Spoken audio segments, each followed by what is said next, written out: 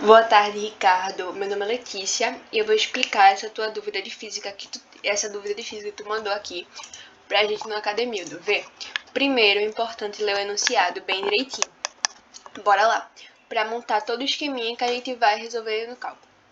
Uma ambulância transita em linha reta em uma velocidade de 72 km por hora. Importante, geralmente, quase sempre assim, nessas fórmulas que a gente vai usar de cinemática, a gente vai usar a unidade metros por segundo. Então é importante tu passar esse 72 km por hora para metros por segundo. Isso a gente vai fazer depois. Quando o condutor percebe que o cruzamento localizado a 100 metros da sua frente está fechado pelo trânsito, imediatamente o condutor aciona os freios que travam as rodas da ambulância. Calcule o valor mínimo do coeficiente de atrito entre o pneu e o asfalto, de forma para evitar que a ambulância e os carros se fechem no cruzamento. Então, ele quer evitar que essa ambulância colida com o cruzamento, com os carros que estão no cruzamento. Para fazer isso, essa ambulância ela vai ter que parar ela vai ter que parar assim que chegar no cruzamento. Então, o cruzamento, ele tá localizado a 100 metros por segundo da ambulância. Ela não pode passar disso, senão ela vai colidir.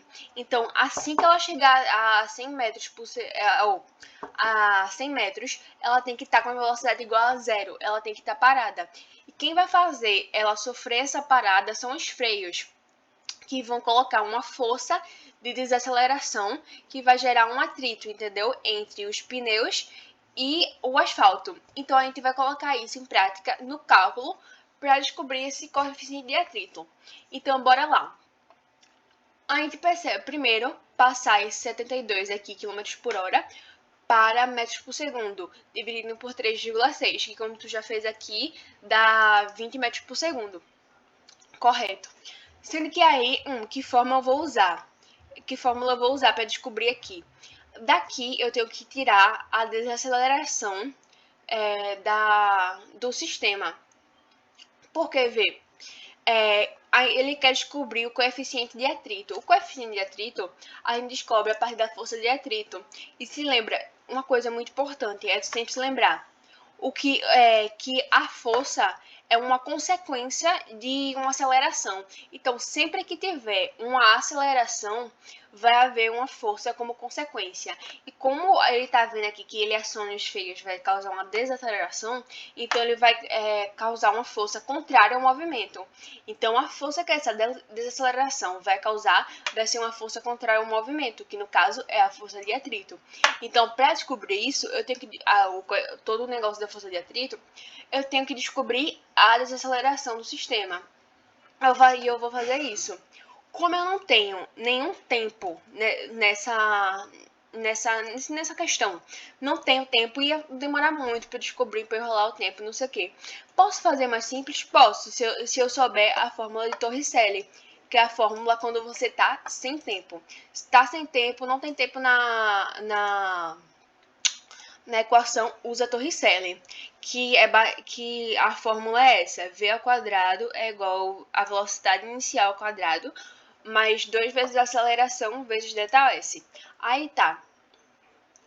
A gente vai botar como velocidade final zero, porque lembra que ao final dos 100 metros que dista a ambulância do cruzamento são 100 metros.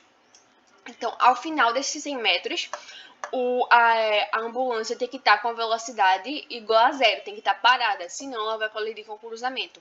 Então, a gente bota aqui a velocidade final igual a zero, bota a velocidade final igual a 20, a velocidade inicial igual a 20, porque a gente transformou 72 em 20.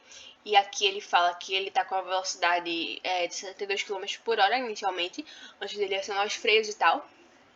Aí vai botar mais 2 vezes A, que é o que a gente quer descobrir, vezes 100, porque a gente está colocando como referencial a desaceleração dele, desse ponto que ele está até chegar os 100 metros, entendeu? Aí a gente vai colocar que o ΔS é 100. Aí a gente vai resolver toda essa equaçãozinha aqui, resolver direitinho e tal, e vai achar que a aceleração é menos 2 metros por segundo. Quando a gente for acelerar essa aceleração, a gente não vai precisar botar esse menos. O que é esse menos? Esse menos indica que é uma aceleração contrária ao movimento, entendeu? Que ele está freando. Se fosse uma aceleração para aumentar a velocidade, aí seria positivo. Mas como uma aceleração para reduzir a velocidade, é negativa, porque ele tá desacelerando, entendeu? Aí quando a gente for colocar isso no cálculo para calcular a força, esse sinal aqui não importa, só importa o módulo.